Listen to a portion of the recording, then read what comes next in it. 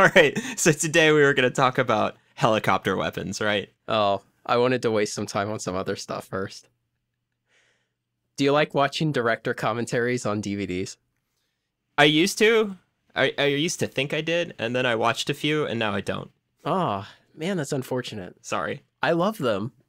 I really like them. In fact, I don't know that I've ever seen one that I didn't thoroughly enjoy. I was thinking about it today and I thought, why can't we get these on streaming services? Like, why does Netflix and Amazon Prime not offer these? For a while, I thought that was kind of the plan. Like, that was going to be the differentiator. Maybe that was the differentiator for DVD over VHS. Yeah, I went and looked it up on the internet, and the answer on Quora was that the studios want you to buy the DVDs in order to get those. Mm. Yeah, it kind of pissed me off. I feel like they have a big problem with pacing in all of those because, like, when it gets to a really tight action sequence or a scene that has lots and lots of cuts, the director can't explain everything that went on. And then you'll have something like someone driving a car for a long time and they're like, not much to say here. And, you know, there's not much to say. It's like they need to be able to pause the movie to explain the scenes to you. I found that in a lot of them, they'll just be quiet, and the way the audio is balanced, it comes back up to normal volume for the regular soundtrack at that point if the commentators stop talking. I remember watching the Matrix commentary, but that had, I think, Keanu Reeves and Carrie-Anne Moss talking. And Carrie-Anne Moss was talking about how she was extremely terrified to try and run up the wall to do her kung fu moves. And so they had her doing it with a pad over and over. And then finally they're like, okay, you have to do it for real. We're going to take the pad away. And so the shot that's in the movie is the one where they took the pad away. And she was like, I was so scared because if I messed up, it would waste like thousands of dollars and hours of shooting. And she's like, there I go. And then she flipped and, you know, it was fine. But it was cool to hear that. I watched the DVD commentary for Conan the Barbarian recently. Wow. And it had the director, whose name escapes me, and Arnold Schwarzenegger as the commentators. It was hilarious because the whole time Arnold Schwarzenegger tells all these funny stories, and it's as if he filmed the movies in, 1986 or 83 or something when that movie was filmed. It's as if he filmed it then and then promptly forgot that he was ever in that movie and was completely rediscovering the movie for the first time while watching it to do the commentary. So he was a total goofball the entire time, but very funny. And then the director was giving this entire like philosophical lesson about the morals and the story of the movie and everything. And I think it's a wonderful movie anyway. It's very well made, and the script is very good, and the story is good and everything. As much as it's like, you know, a 1980s Schwarzenegger action movie, I think it's a very good movie. But the director really like points out a lot of great things that are much deeper than I had ever realized. And it was very funny to see like the director being super serious about the story and how passionate he was for it. And then Schwarzenegger would be like, oh, ha, ha, ha, remember those dogs? Oh, ha, ha, even the trainer was terrified of them. Ha, ha, I remember that. I guess I don't know what I expected. I don't think I've ever seriously watched that movie. Ah, that's a shame. It's a very good movie. I enjoy it. How's it compare to Dread? The Carl Urban Dread? Yes. Carl Urban Dread, I think that's a good movie too. It's just a giantly gory mess of a movie, and it doesn't try to be serious, and it's just, here's an action-packed, gory movie with the thinnest of stories. I really wish that Jeff Bezos would take a dump truck of money, park it in front of Carl Urban's house, say, you work for me now. And every 6 months, they would release another Dread movie with Carl Urban. And if that wasn't enough, he would just bring another dump truck of money and just continue bringing dump trucks of money to Carl Urban's house until he agreed to release a Dread movie for Amazon every 6 months. It's a good thing I don't have that kind of money. I think you have a much higher opinion of it than I do. Oh. Oh, man. Maybe I won't watch Conan. What's it gonna be? Body bags or Juve cubes? Makes no difference to me. So every night when I put my kid to bed, we make some kind of joke about putting him in the Juve cube for his crib. 12 hours, Juve Cube. Why does it have to be a cube? Because apparently their prison cells are the ISO cubes, and so for juvenile offenders, they call them Juve Cubes, apparently. It's the optimal dimensions. It's the future, it's cubes. Why not spheres? I assume they just put the prisoner in some kind of cube, and then they just stack them in this giant volume of prisoners in cubes. Sure. I don't know. I don't actually know much about the Dread universe. It's really dumb. There you go. Oh. Go read some Wikipedia. You'll be like, what a disappointment. Aw. Actually, I think you and I were watching something once, and did you and I watch that movie together? Yes, that's why I was asking. I remember you exclaiming because there was a judge with a long gun, and you were like, oh man, a judge with a shotgun, and you thought that was particularly special. Yeah, because they always carry the lawgiver, which is the sort of pistol. Mm-hmm. Yeah, that was novel. I also remember at the end when they were walking out of the building, and I was like, you passed. And then you were like, why do you have to ruin everything?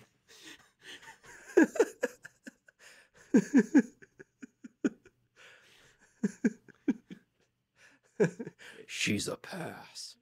Is that what he ended up saying? Yeah, yeah. You were off by a couple of words. It was so dumb.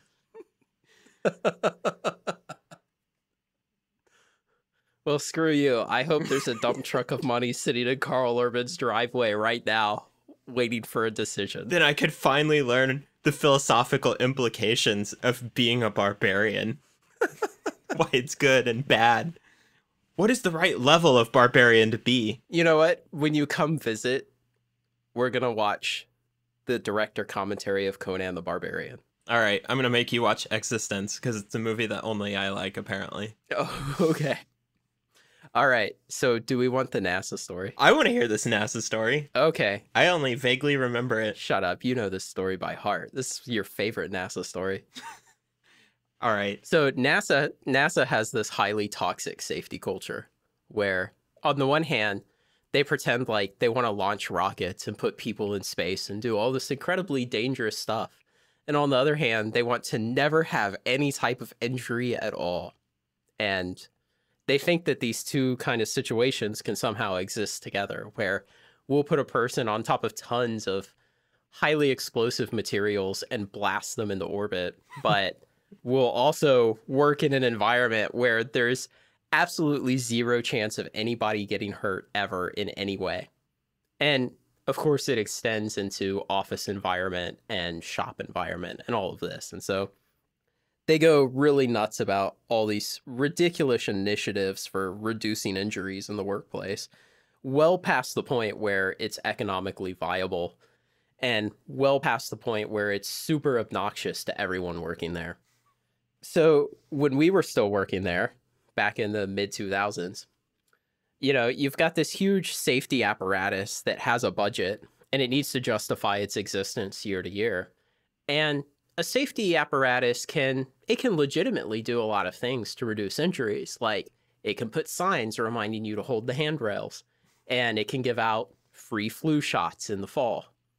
And I don't know, it can have a really good first aid team and ambulance service on site. And, you know, it can do a number of things like this that are very low hanging fruit on the kind of, you know, safety hierarchy. But eventually you reach a point of diminishing returns with these kind of safety initiatives. But for NASA, there's no point of wasting money in order to prevent an injury that they don't think is worthwhile. And so at some point, somebody in the safety group thought, you know, if I don't waste this money and reduce injuries, somebody's going to call me out and I could lose this cushy job, or the budget could get reduced. And so I've got to come up with some idea, some harebrained scheme that I can at least argue to my management makes this place safer. And so what they did is they went around the Space Center, which, you know, if you remember from previous stories about NASA, Johnson Space Center in Houston, it's set up like a college campus. It's just like 100 buildings, you know. And so it has stormwater sewers. And they decided, we will paint all of the manhole covers bright green, and then we'll stencil with black letters over that, confined space, no entry without permit and procedure, which is this big thing they have a hard on for, because, you know, if you get into a confined space, like, you can get stuck, and then you could, like, I guess, drown if, like, suddenly it starts flooding, or you can get in confined spaces and you can asphyxiate potentially. I find myself trapped in storm drains all the time, and it's only by luck that they haven't flooded and killed me. Yeah. And so, you know, they have all these procedures on site at Johnson Space Center so that if you need to go into a confined space for work, you have to go through all this procedure in order to get approval and have a rescue team standing by and, like, be on a lifeline so they can drag you out and all this ridiculous stuff. And so they decided to stencil this warning on all the manhole covers, and it just strikes you as, like, why? Like, was there some epidemic of, you know, engineers are coming back from lunch, they're walking back from the parking lot to their building, and they see a manhole cover, and they think, oh, fuck it, I'll just jump down the manhole cover into the sewer. And the only thing that stops me is that there's not a warning saying it's a confined space. And then, you know, some guy from the safety group says, man, we really got to put a stop to this because there's engineers running up and down the sewers. You know, well, what's the thinking here? So they go around, they paint all the manhole covers this bright green, and then they stencil this wording on there. So, you know, I can imagine they all pat themselves on the back and they're like, man, our jobs are safe for another quarter. Well, then a few weeks later, it rains. And what do they find out? Well, that paint we used is slippery as the dickens when it gets wet.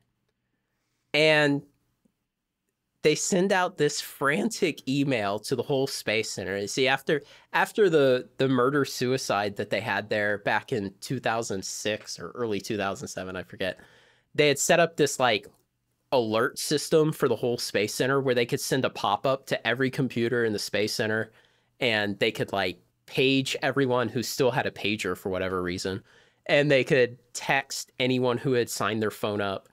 And so they could basically alert everyone at the Space Center fairly efficiently. So they send out this frantic message to the whole Space Center. And they're like, don't walk on the manhole covers. They're very, very slippery because it's raining.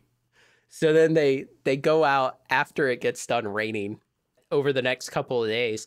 And they have to spray this, like, gritty, grippy texture crap over the manhole covers because the paint that they painted on them originally to make them safer made them so slippery.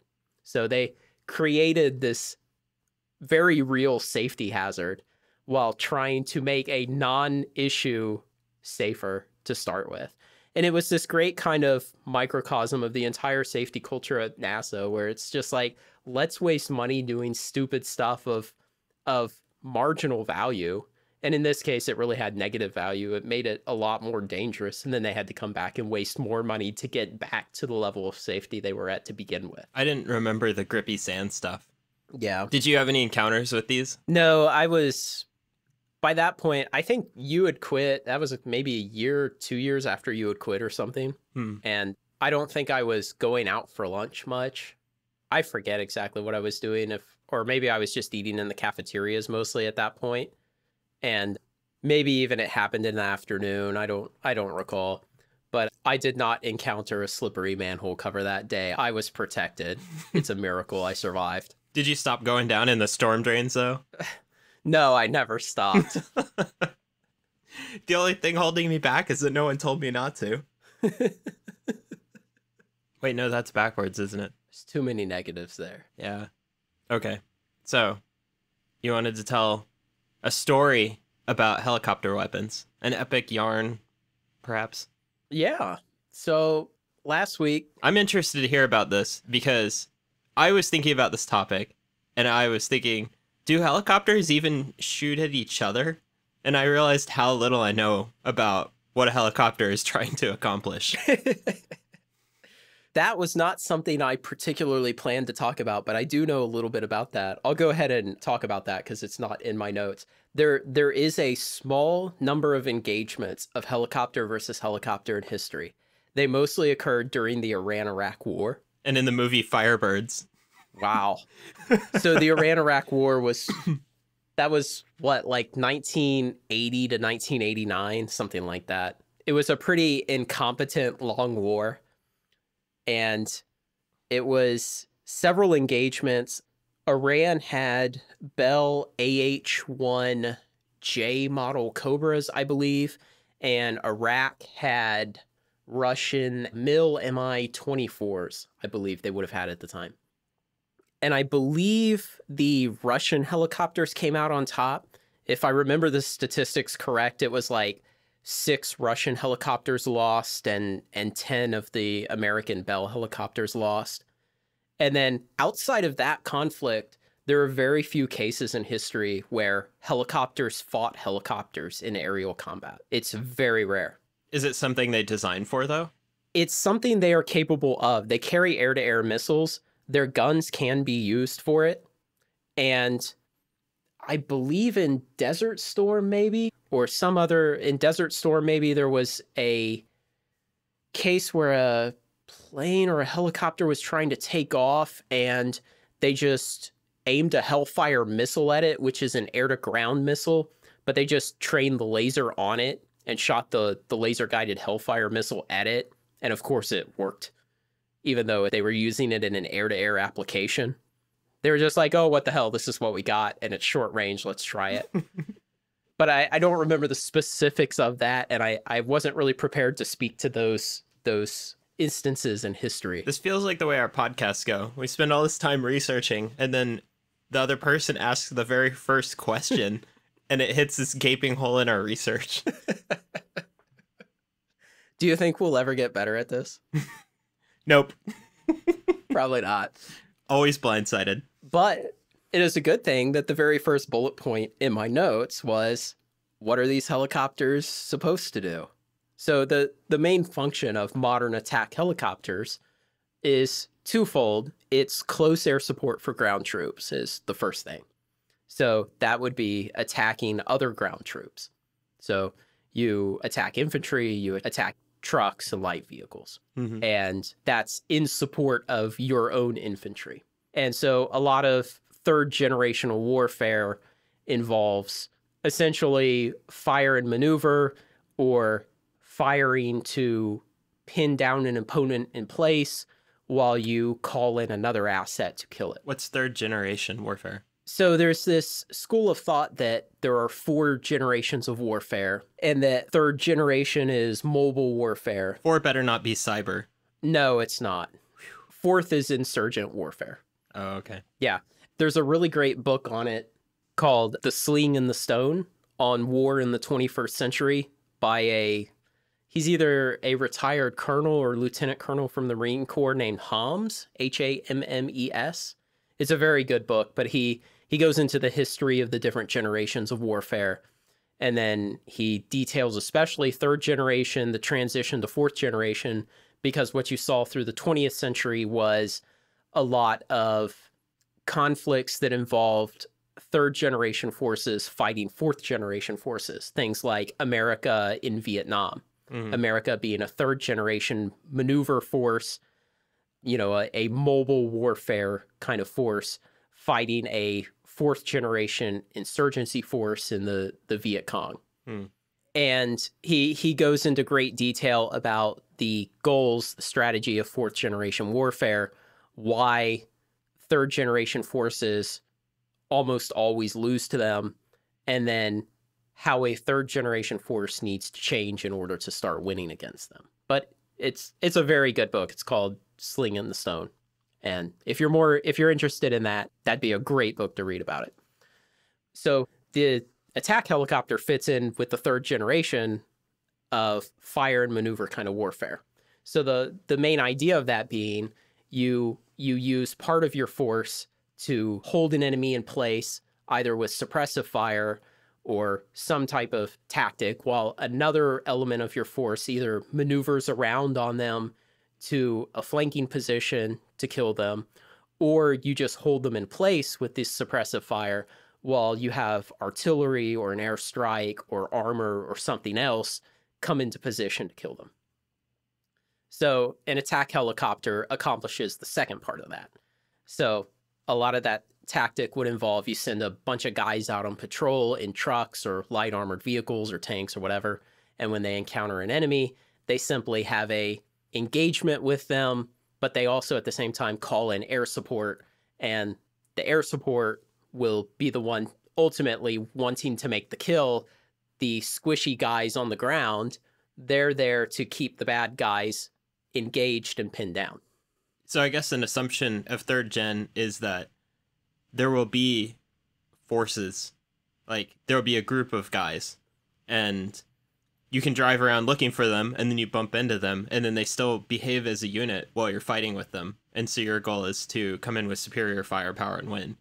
And a fourth generational force, I guess, doesn't obey this unit structure for you. Like you might engage them and then they all disappear, or there's not very many of them, or whatever. Yes. And one of the defining features of a fourth generation force is that they're decentralized. There's no central command and control.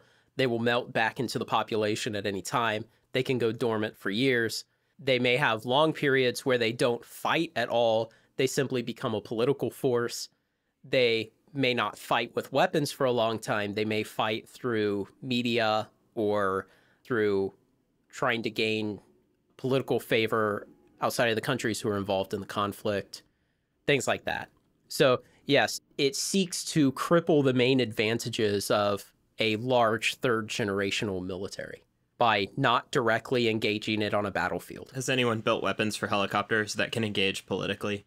No, they're still working on that. Not a lot of progress, I would bet.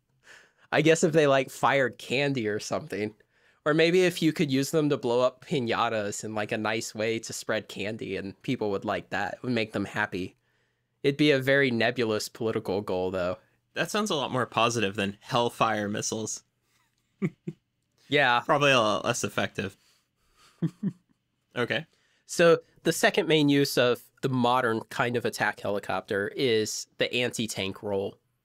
And in that role, you're using a lot of missiles and a lot of large caliber gun to simply disable main battle tanks.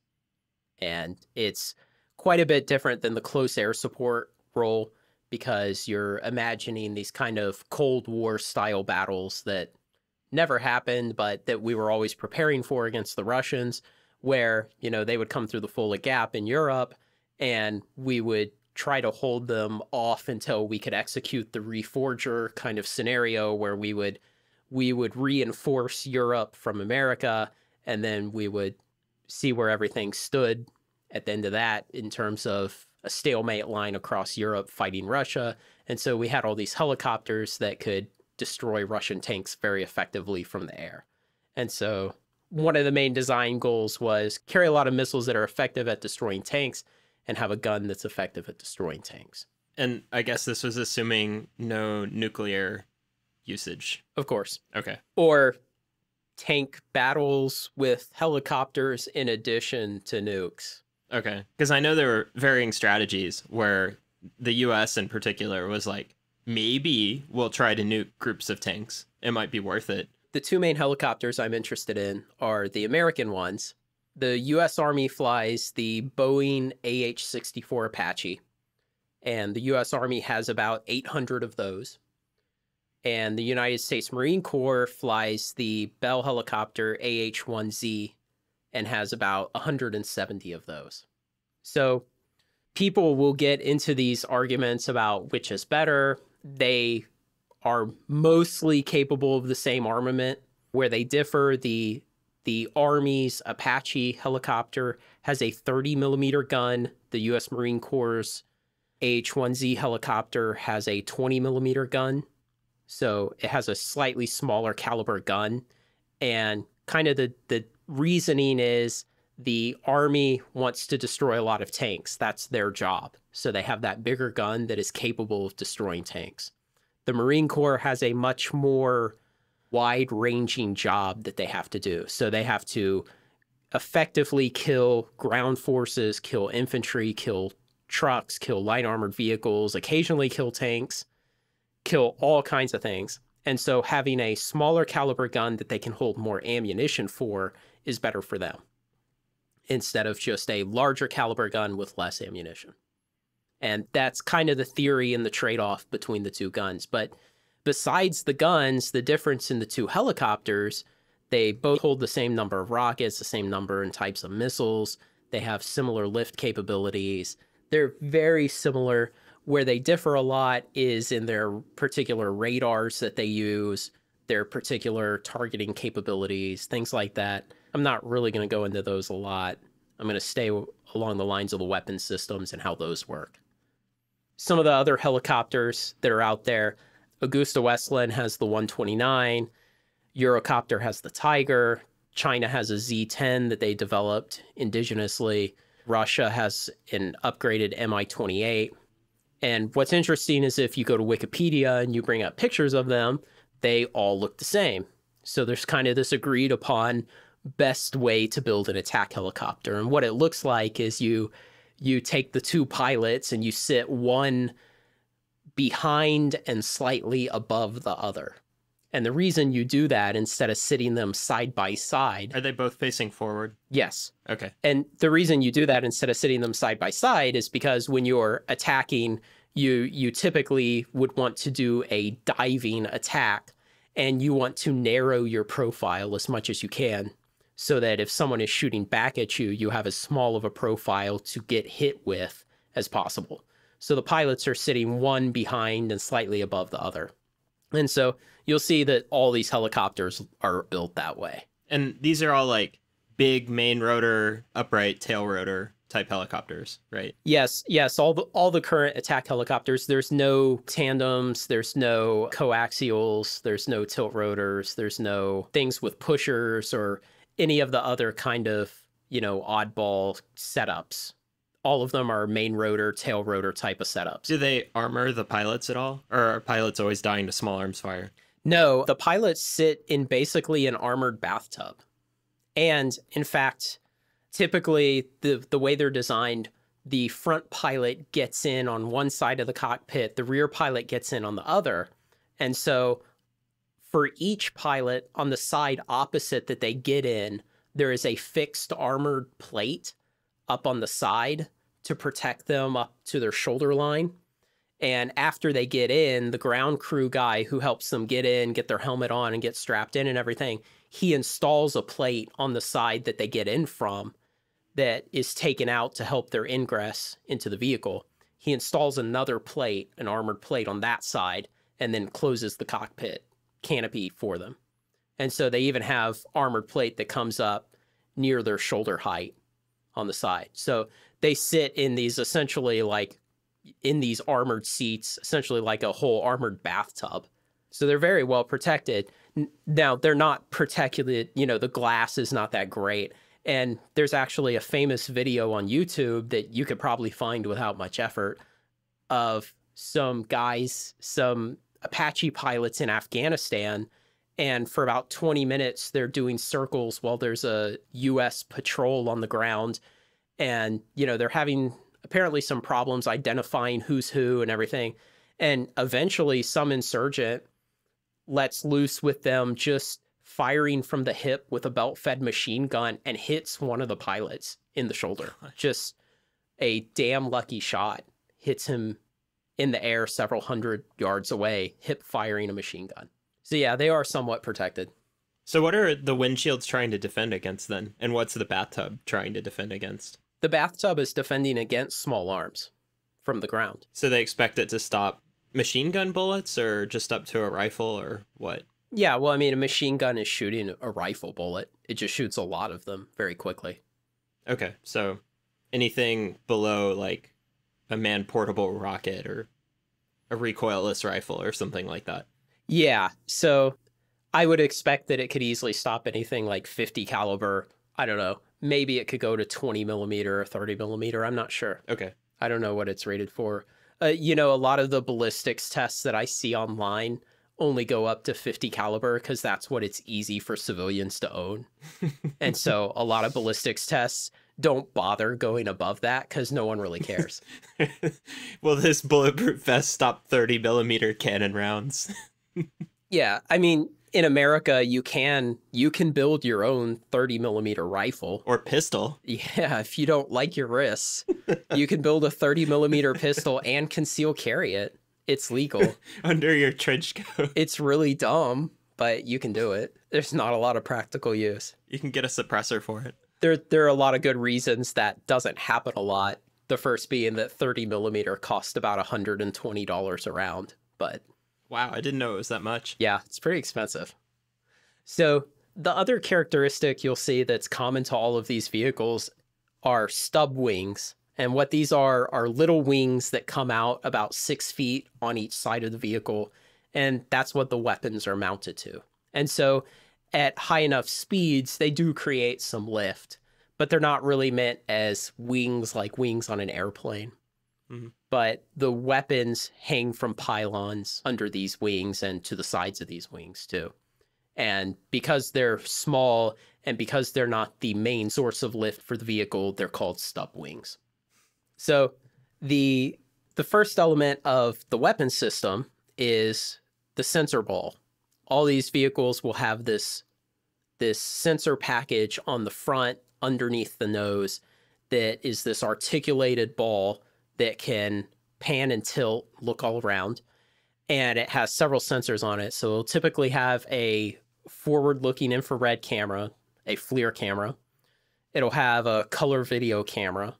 It'll have a laser rangefinder, and it'll have a laser designator. Why do they need a color video camera? Because you don't always want FLIR. But can't you just look with your eyes out the windshield? You can't magnify your eyes. Okay. So all four of these instruments are bore-sighted to each other. So all four of them are looking at the same spot, even at long ranges. How do they do that?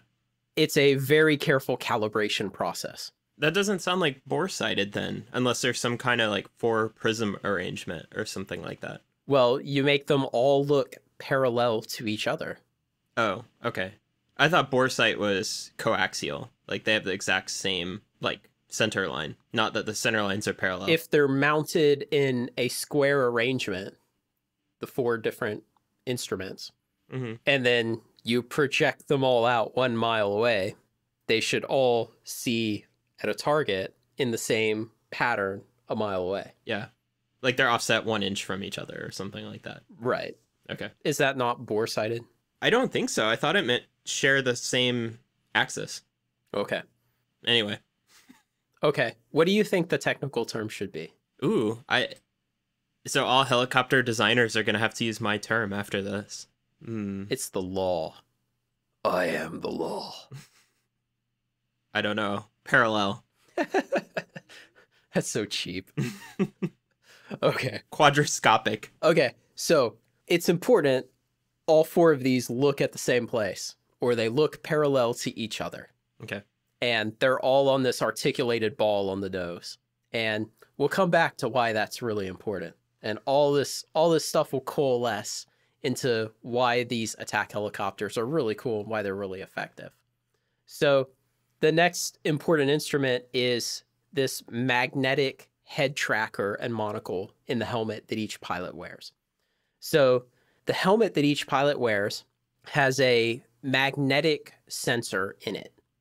And then there is a magnetic field generator in the cockpit. And so you calibrate the helmet and the sensor together, and then the computer can figure out where the pilot's head is and which way it's pointed in the cockpit. And based on that, and a knowledge of where this glass monocle that goes over one eye of the pilot is, you can figure out where his eyeball is and where his head is pointed, and thus where his eye is pointed. Okay. Assuming that his eyeball is looking straight out from his head. Now, you have a monocle fixed to his helmet, so if his eyeball looks straight out through the monocle, you know exactly where his eyeball is looking relative to his skull, right? What angle it's looking. So I guess you have some training that's telling pilots very strongly, make sure you're looking where the monocle is looking if you want to accomplish something with it. Yes, and the monocle is very close to your eye. And so it's very large in that eye's field of vision. And so you're pretty much looking straight through it all the time. Does it project a crosshair or something like that? Yes, so it projects quite a bit of information. So it can project all the normal flight information like a pitch ladder, the artificial horizon, your airspeed, your ground speed, your altitude, climb rate, all those kind of things. And then it can also be used to display targeting weapon information. So you can display things like where the gun is pointed. So you have an articulated gun that also can pan and tilt mounted under the vehicle.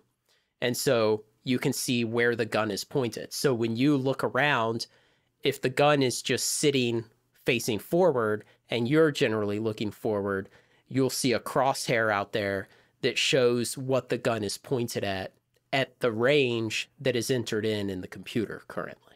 And I'll get to that when I get to the gun.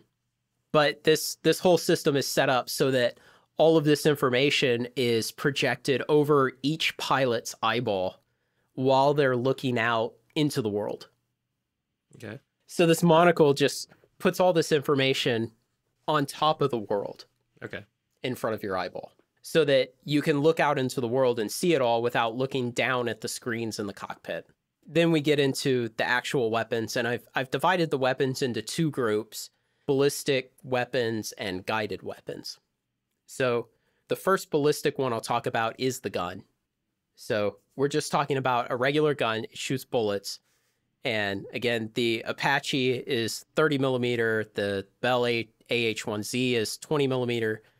And the gun is a good one to start with because it introduces the targeting modes. So there's two main targeting modes for the ballistic weapons. The first one is called CCIP. That's continuously computed impact point.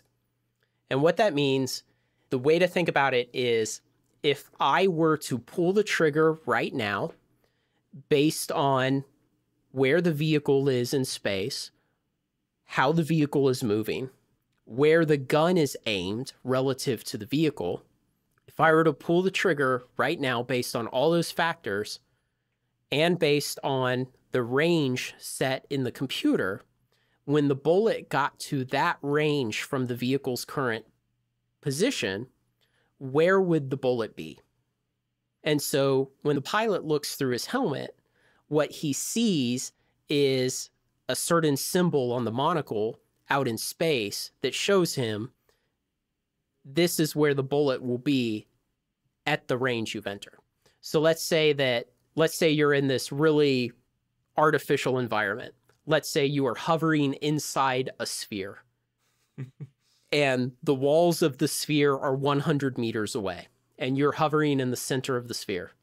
And so you enter in your targeting computer a range of 100 meters for the weapon, for the gun. Mm-hmm. And then you put the gun into the CCIP, the continuously computed impact point mode. And so you're asking it to compute, if I were to pull the trigger now, where would it hit? And so because the range that it's calculating to is equal to the radius of that sphere, anywhere you look, as you look straight forward and the gun is still just straight, it's not moving yet, it's still straight with the vehicle, you'll see it point straight forward. And if you were to pull the trigger, a bullet would come out of the gun and it would hit exactly where that crosshair was in front of the vehicle, 100 meters away. Okay. Now, you can press another button in the cockpit and it'll do something called slaving the gun to the helmet. And so now, as you look around and you turn your head, the gun will move and look with you. Okay, I have some questions about this. Great. So for the first one, it says impact point, except if I have to enter a range, that's not really the impact point, unless my range is exactly the distance to where the bullet would actually hit. Correct. So I don't know why it's called that. Okay, so you have to figure out the range, and you do that using all those sensors on the ball. Which of those is a ranging sensor? The radar, I guess? The laser rangefinder. Oh, okay. So I have to be shooting out a laser to do this? You can either estimate without shooting a laser, Or if the environment is permissive to you shooting a laser out, you can shoot a laser out from the laser rangefinder and know the exact range. So if someone has a camera or whatever device that can see my laser frequency, I'm drawing a giant line in the sky to myself. Correct. Okay. Seems like there is a disadvantage there. Yes. Okay, so then the other question I have is, if you slave the gun to your helmet, is it ranging? So, like, I look at the ground, but the ground's really far away. And so if the gun tries to fire along the axis that I'm looking, like if we say the helicopter just maps where my eye is looking in the vehicle to where the gun is pointed in the vehicle and it shoots parallel, it's not going to hit remotely close to that target if I'm looking at a place that's really far away. So does it account for drop, or but then it would need to know range. So like, what is it trying to achieve there? You have to enter a range. Oh, okay. You've got to enter a range. Now, if you are unsure of range, or if you're in an environment where you may be engaging a lot of targets very quickly, there will be a safe general range where the bullet is kind of flat shooting and it's good enough. Okay. And I forget what that range is. It seems like you could do a lot with 2 stereoscopic optical cameras. Now, getting to the main thrust of what your question is, though, the computer will take into account the drop of the bullet. It takes into account the offset from the pilot's eyeball to the muzzle of the gun. It figures out where the muzzle of the gun is in space based on the azimuth and elevation of the gun turret relative to the vehicle. It does all those mathematics. And so it figures out if the pilot has his eyeball sitting right here in the cockpit, and I know the GPS position of the aircraft, and I know the attitude of the aircraft, and I know the line that he's looking down, I can figure out the GPS position of where he's looking at the range he's entered. And then I can figure out how to aim the gun at that GPS position. So it carries a map of the area with it? No. Oh, okay. So it doesn't know the elevation of the ground? No, it does not. Okay. So, yeah. So if you set, let's say you're only 100 feet off the ground, but you've set the range to 200 feet, and then you look straight down, or, you look far enough down that your line of sight intersects the ground, and the bullet would, your line of sight intersects the ground before a range of 200 feet, then it will still do the calculations and attempt to hit at 200 feet, even though that's below the ground. Okay. So if you're flying like over ground that's at 5,000 feet of elevation, the targeting's going to be all messed up. No. Like if I'm assaulting Denver, Colorado, or Peru. No, there's nothing special about high elevation that messes up the targeting. Well, if I don't have a map of the area, I'm not going to know what the elevation of the ground is. You don't need to. Well, if I try to shoot at a GPS coordinate, it's going to shoot at 0 feet above sea level, right? No. So what I mean is when the computer is doing the mathematics to figure out where to shoot, to account for the fact that the pilot eyeball is in a different point from where the muzzle of the gun is.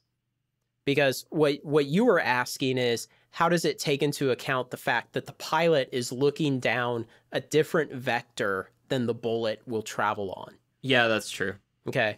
I'm also wondering, though, how does the gun know to try and impact the ground where the pilot's looking if it doesn't have a range? But it sounds like the answer is it always needs a range. Yes, it must have a range. Okay. In CCIP mode, it must have a range. It won't just calculate it for you. No.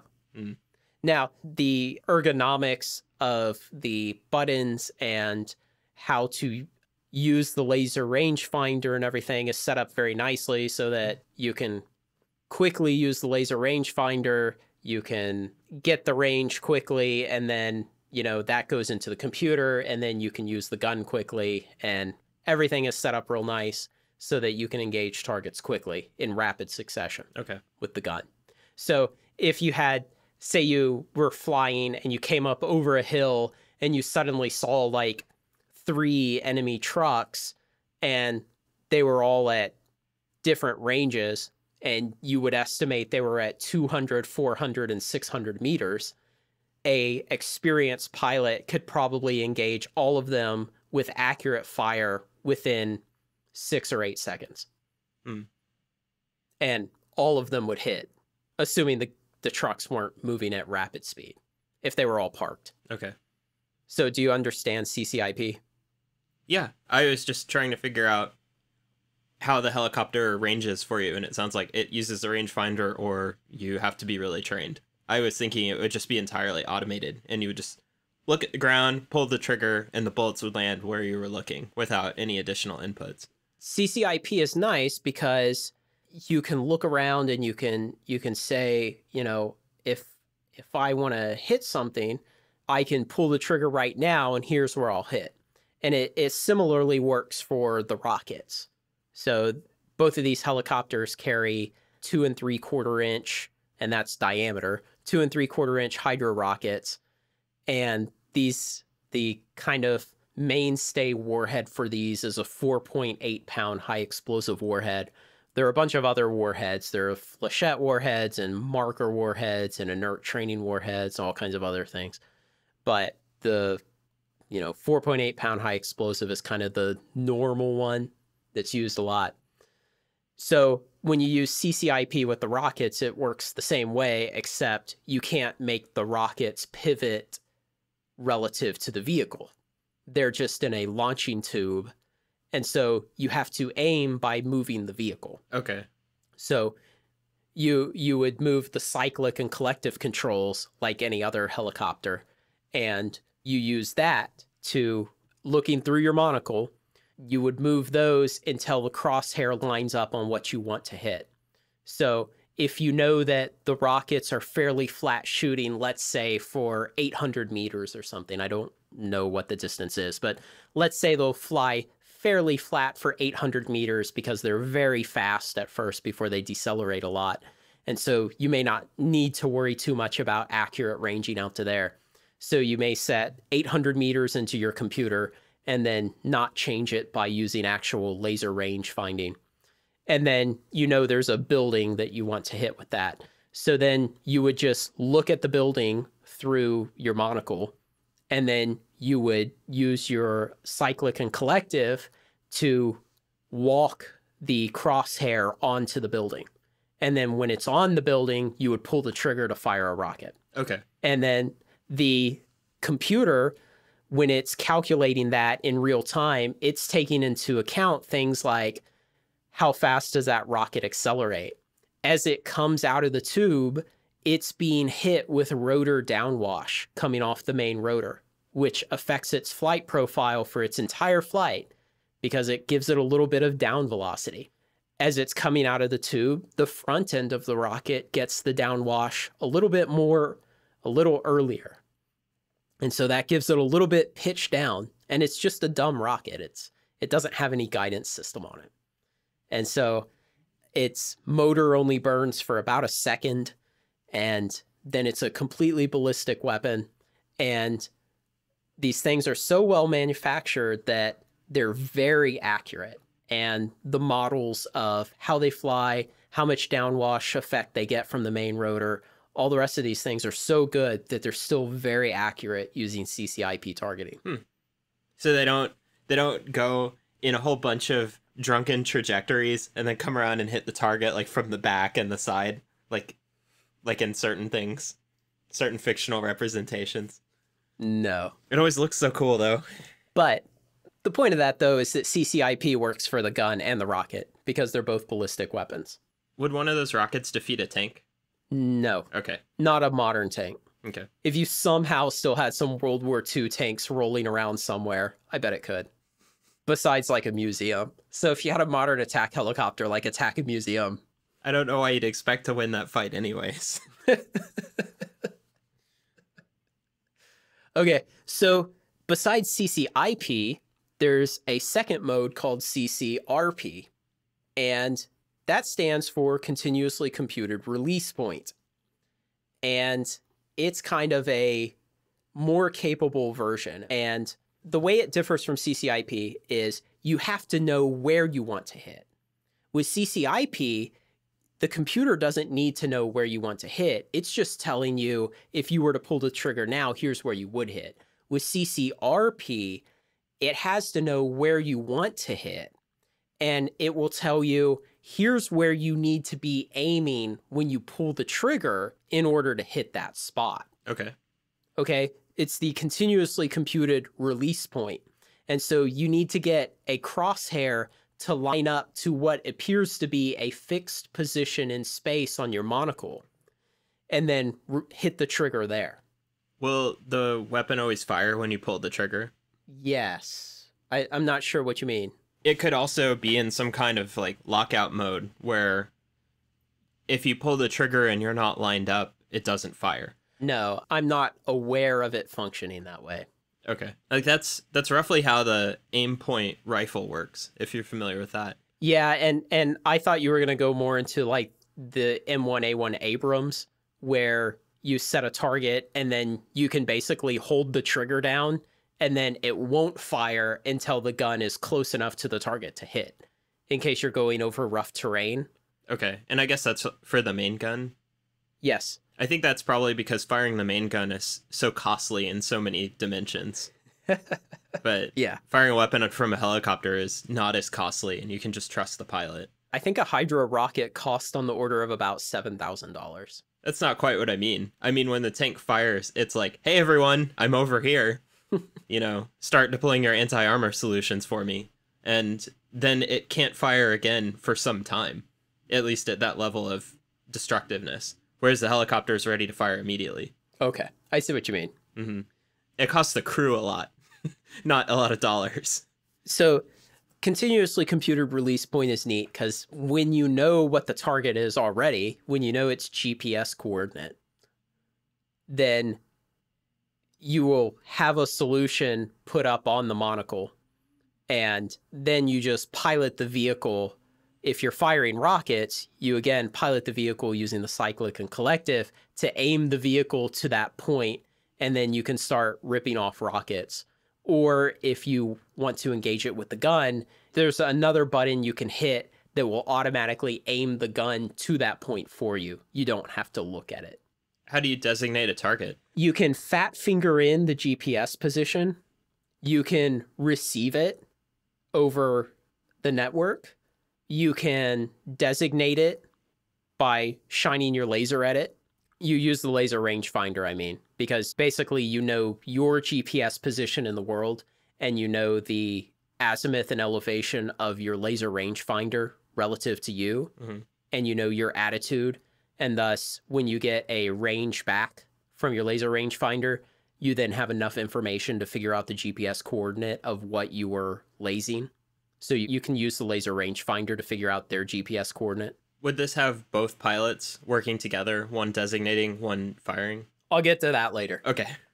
Because it is really cool the way this stuff works out for actual engagements. Okay.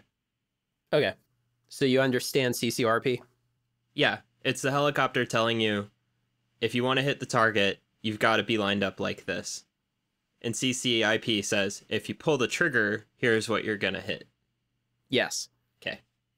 And it's really cool because back in Vietnam, when we first started using attack helicopters, we didn't have these things. And so the pilots, they had like basic crosshairs, or they would, you know, draw a crosshair with a grease pencil on the window, you know, and things like that. And so they would just do like diving attacks with rockets, and just kind of like a Stuka dive bomber would do in World War II, you know. They would do things like that, and the aiming was very crude and fairly inaccurate. I mean, a diving attack is pretty accurate on its own, but now with CCIP and CCRP, the quality of manufacture and the quality of the mathematical models and the computer capabilities and everything, the ability to aim an entirely ballistic weapon, you get essentially precision guidance out of a ballistic weapon. The videos I've seen of helicopters engaging targets often have the helicopters essentially so far away from the targets. Like usually they're shooting against insurgents or something. They'll shoot the first time, And you can tell that not all the people on the ground recognize that they're being attacked by a helicopter, which kind of implies they're shooting from out of the audible range of their presumably very noisy cannons. Yeah. And the fire is like, it'll be within a, I don't know, 3-meter radius or something like that. Like where all the bullets land within a 3-meter radius. And I feel like the implication is the helicopter is something like 2 miles away when it's firing. Right. And for a lot of those videos, the helicopter will be essentially circling in an orbit and shooting tangentially to that orbit, which is basically the least accurate way to shoot. And it still shoots that accurately. Wow. And so the most accurate way to shoot is a diving attack straight on, which you rarely do. Why is that the most accurate? Because you're coming straight down on the target, and how to describe it? It's the most accurate for the same reason that the Stuka dive bomber was very accurate.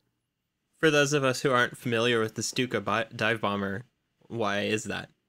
Because you were diving straight onto the target. And so it eliminated a lot of the variability from the attack profile. So it basically fixes one dimension. Yeah. Okay. I guess that's a good way to describe it. Your attack is almost completely in one dimension. Okay. Where in the other case of the orbit, you're orbiting in 2 dimensions, you're shooting off in another dimension, and then you have the parabolic trajectory of the bullet. Yeah, okay. Convincing? I'm convinced. Great. Let's move on to the guided weapons. So the first one we'll just mention briefly, air-to-air missiles. They carry these mostly for defense. Again, there haven't historically been many engagements of helicopters against other air vehicles, either other helicopters or airplanes. I don't know really to what extent militaries really carry these. I know that, again, the 2 attack helicopters that the United States military uses, they are capable of carrying AIM-9 missiles. Beats me at how often they really do it, especially in places like Iraq and Afghanistan. I would be shocked if they really ever carried them. Those were very permissive air environments. It's not like mud farmers in Afghanistan had an air force. But I just mentioned them because the vehicles are capable of carrying them. They are capable of targeting with them and launching them. So they do support those missiles. I expect, perhaps they'll come up with another missile design, but I expect engaging drones to be a realistic future prospect. Though maybe it won't be manned helicopters doing it. I know there's been a lot of research done about having helicopters control drones and things like that. So teaming drones with helicopters. That just seems like a way to keep the pilots employed. It's all about the zipper-suited sun gods. But next we have the air-to-ground missiles, which is mostly where it's at. Things like the Hellfire, which is the mainstay of the U.S. arsenal. So the Hellfire carries a 20-pound high-explosive warhead, which compared to the 4.8-pound high-explosive warhead of the Hydra rocket, it's about 4 times as much explosive. This is a laser-guided missile. It can be shot in other modes that are not laser-guided. It can be shot essentially as a GPS-guided. I don't really know how often that's used, but it can be shot laser-guided either with the helicopter providing the laser designation or another vehicle providing it. So it can be shot beyond visible range. You can have an instance where a drone high overhead designates a target, and then a helicopter beyond visible range behind a hill or something else shoots the Hellfire at a very high inclination over the hill. And so a Hellfire has several modes where it will fly different pitch profiles. Profiles such as pitch very high initially, and then after a while go nose down. And when it goes nose down, it's searching for lasers that it understands. And when it sees one that it knows, it then homes in and guides in on that one and destroys it. And so you can do an engagement like that where the drone is way high overhead, the helicopter remains out of harm's way, shoots a very high inclination missile over the terrain, and then it hits the target. Okay, so something you should probably talk about. I remember when you were first talking to me about missiles, and one of the things that I thought was kind of surprising was I never really thought about the missile trying to manage its altitude. I sort of always thought of them as traveling in a straight line to the point of impact. And then you describe all these different ways a missile could fire, and I had never really thought about managing your altitude as a resource. So you might want to explain how that works, because most people are going to be unfamiliar with missile flight profiles. Oh, so there are other profiles for the Hellfire where it will expect to acquire a laser instantly upon launch, in which case it will pitch nose up just enough to guide onto the target. So say that the target it wants to hit is approximately at the same elevation. It would obviously have to have a pitch up attitude so that it doesn't fall into the ground, because the motor has to counteract gravity. Now, it also has profiles where it will pitch up a bit and then come down on the target at a more shallow angle. And these different profiles are used just depending on the situation, depending on the kind of target, depending on the kind of terrain in between you and the target. And I forget, there's 4 or 5 different kind of profiles that the pilot can choose from, depending on the situation. And then the pilot can set different things like fire the missile, have the laser set, and the missile will start going towards it. And then if the laser disappears, the missile will continue going towards that spot. So the missile doesn't just errantly go off. And so what that allows the pilot to do is have several spots set up in his targeting computer, and then quickly switch between them and fire several missiles with different lasers at once, or in rapid succession, really. And so have several missiles in the air going towards different targets at once. Okay. So I guess the idea there is you see 3 tanks, so then you shoot at the tanks one at a time rapidly. Yeah, the idea is you come up over a hill, you see several tanks. So you go back down behind the hill real quick and you communicate with your co-pilot and you get ready. And so you pop back over the hill real quick, and one of the guys does all the stuff with the designator, and he basically lasers all 3 tanks really quickly, and that stores their positions in the computer. And you pop back below the hill, and then you do a couple other little bookkeeping things in the computer. And then the third time you pop up over the hill and you do a bunch of rapid button presses, and 3 missiles fire at the 3 different tanks, and they all go into the correct spots and destroy the tanks. So you literally have to do a triple take. There may be better tactics to do it, but that's how I understand it from my reading. So there's another weapon, which is kind of a mashup of guided and unguided. They start with a Hydra rocket, and then they put a guidance package on it. So it was a ballistic Hydra rocket. They separate it in between the motor and part of the body, and they put essentially a laser guidance system on it. And it becomes the APKWS, which is the Advanced Precision Kill Weapon System. And the idea behind this was, we want something with higher accuracy than a Hydra rocket, but we don't want it to cost as much as a Hellfire missile. A Hellfire missile is somewhere in the order of like $110,000 or $120,000. A Hydra rocket's like $7,000 or $8,000, and an APKWS with the guidance system comes in somewhere around $30,000. So mission accomplished is in between. It doesn't seem like these weapons cost enough that it matters. I don't know. I mean, I would think when you go out and you have a pod that has 19 Hydra rockets in it, that's like $233,000? Something like that.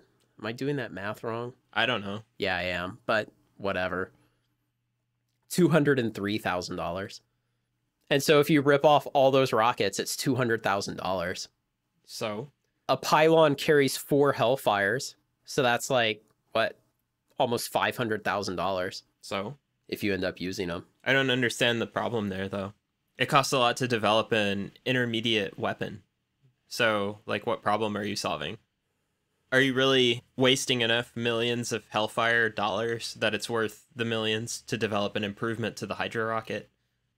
I wonder if the development of this was more driven by foreign sales. I could imagine foreign militaries could benefit a lot more by using the APKWS over Hellfires. That would make a lot of sense. Yeah, I think you're right. Because they would be wanting to defeat trucks a lot more frequently than tanks. Yes. Yeah. Yeah. And they definitely want to do it on a budget. Yeah. Yeah, I'm imagining forces where they have like 4 helicopters because that's all they can afford. Yeah. Yeah. A lot of these, even things like Eastern European air forces will have like 10 or 12 attack helicopters as their entire air force. I think that's a good guess. So APKWS kind of sits in between there. So it's just a Hydra rocket with a laser guidance system stuffed in it. An entry-level luxury missile. And it fits into the Hydra rocket launchers, which is kind of neat because then you can carry 19 of them in each pylon slot. So you could carry 4 Hellfires or you could carry 19 APKWS. So if you're an Eastern European Air Force trying to do it on a budget and destroy a bunch of vehicles, it's definitely the way to go. Yeah. So how this all comes together when it actually comes to using these helicopters to destroy things. In both of these helicopters that the US military uses, the front and the back seat have equal capabilities. There's no significant job related to the weapons that only one seat can do. So either seat can do all the jobs related to the weapons. Okay. So each seat has a cyclic and a collective to pilot the aircraft, of course. And each seat has this extra control that on the AH-1Z, it looks kind of like a PlayStation controller. It looks like a big PlayStation controller. And it's a second set of controls for the weapons that is otherwise mounted on the cyclic. So the idea is one pilot is controlling the aircraft with the cyclic and collective, and on the cyclic, he has buttons to control the weapons. And then the other pilot is not holding the cyclic and collective that are in his seat, but he's holding this other big controller. And so the way they split things up is the pilot who is flying the vehicle can be using weapons that are hard mounted to the vehicle. So things like the rockets, the missiles, and the APKWS. The other pilot can be using this other controller to use the gun and aim it with his helmet. So the first pilot flying the vehicle can be engaging targets with rockets and missiles while flying the vehicle and aiming them by flying the vehicle.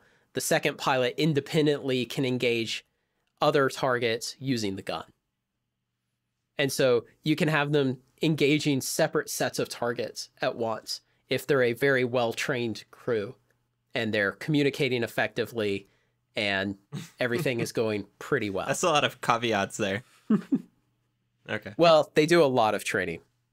But that's how it all comes together, and it makes it very effective. And so if they're well trained and everything works out, then you can be laying down very effective fire, say with rockets, by the pilot in control of the vehicle while the other pilot is shooting stuff with the gun at the same time.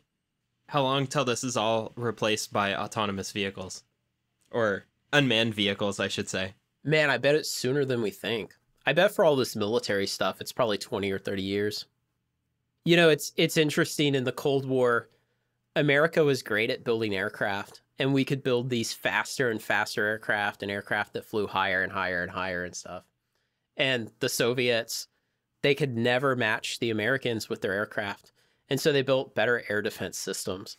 And they built bigger and better integrated air defense and better radars and better guns and better missiles and missiles that could fly higher and fly further. And so we built aircraft that could just fly higher and higher and faster and faster. And that was kind of the game we played the whole Cold War. And I kind of wonder when it comes to autonomous vehicles as we go forward, will we continue that game? Will it be like America builds faster and faster autonomous vehicles and Russia and China just build like better defense against them? Probably. Or will they just build autonomous vehicles that get really good at ramming other autonomous vehicles?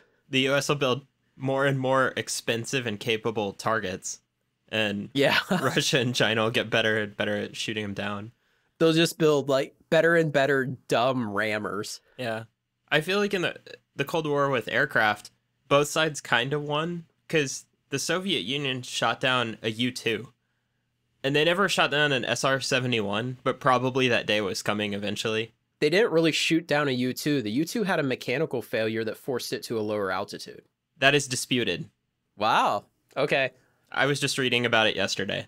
Okay. I will have to go read about it. Yeah. That was Gary Powers? Yeah. The Soviet Union shot many SA-2 SAM battery missiles at it, like a whole volley of missiles. And Gary Powers claimed that he was struck by one of those missiles. Also, the battery operators apparently did not know the U-2 had gone down for like 30 minutes. And so they also shot down a MiG that had been sent to intercept the U-2 and killed its pilot. And then later, there's two other disputed claims. One is kind of dumb. One of the MiG pilots was like, I rammed the U-2 or hit it with the wash from my plane or something like that. He somehow intercepted it. I don't think so. He came out and said that a bunch of years later. And then there was some other claim. But I think that they actually were able to shoot it down. And for the SR-71, they never shot those down that I know of anyways. I mean, like, I've read about it, but it could have been shot down in secret. I don't know why the USSR would keep that secret, though, because they sure advertised the U-2. But I think eventually they were going to get there, because SR-71 wasn't like this infinitely capable aircraft, and it was definitely super noticeable. And so I think the Soviet Union would have just built a missile with a fraction of its capabilities, but it's able to get to the point in space where the plane's going to be and hit it. And so I feel like the Soviet Union was kind of winning on air defense. They were able to eventually probably shoot down anything. So the US just built satellites, and they were like, good luck with this. You can't shoot these down. For a while. Yeah. Yeah, that would have been interesting if it turned into war in space. I'm glad it didn't really. But yeah, I sort of wonder how valuable it is to have vehicles that carry missiles instead of just very capable missiles. I guess it makes a lot of sense. Like, if you can truck the missiles around cheaply and then just have the missile do the terminal thing. But it's essentially what you can think of the helicopters doing. I guess sometimes they do a little reconnaissance. They can look at a target and there's a person inside and they can tell you what they're seeing and they can make decisions about it. But it's sort of just a vehicle to carry ordnance around.